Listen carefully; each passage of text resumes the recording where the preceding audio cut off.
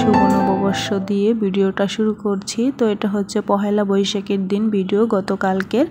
তো এখানে হচ্ছে আমরা পহেলা বৈশাখের জন্য রান্না করছি। তো যেহেতু আজকে সবাই জানেন কম বেশি পান্তা ইলিশ খায়, তো পান্তা ইলিশের সাথে আমরা কয়েক রকমের ভর্তা করছি। এখানে শুটকি ছিল, চিংড়ি মাছের, তারপর কাচ্চি মাছের, ইলিশ মাছ। তো দুইটাই আমি ভেজে নিয়েছি, শুটকি আইটেম দুইটা, তারপর ইলিশ মাছগুলি ফ্রাই করে নিয়েছি। তারপর এখানে হচ্ছে বেগুন আর হচ্ছে পটল ভাজি নিচ্ছি। এগুলি বাসায় ছিল তাই ভাবলাম এগুলিও সাথে ফ্রাই করে নিয়েছি।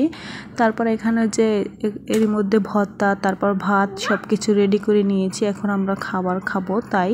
আর আমাদের খাবারটা খেতে কিন্তু অনেক বেশি মজা লাগছিল। আর কারা কারা আমাদের মতো পান্তা ইলিশ খেয়েছেন অবশ্যই কমেন্ট করে জানাবেন। আর আপনাদের কেমন কাটলো পহেলা বৈশাখ অবশ্যই কমেন্ট করে জানাবেন। তো আমাদের তো আলহামদুলিল্লাহ মোটামুটি ভালোই কাটছে। আর যারা আমার ভিডিওর সাথে আছেন একটা লাইক দিতে ভুলে গিয়েছেন, প্লিজ একটা লাইক দিয়ে দিবেন। আর আমার ভিডিওটা দেখে কেমন লাগছে অবশ্যই কমেন্ট করে জানায় দিবেন।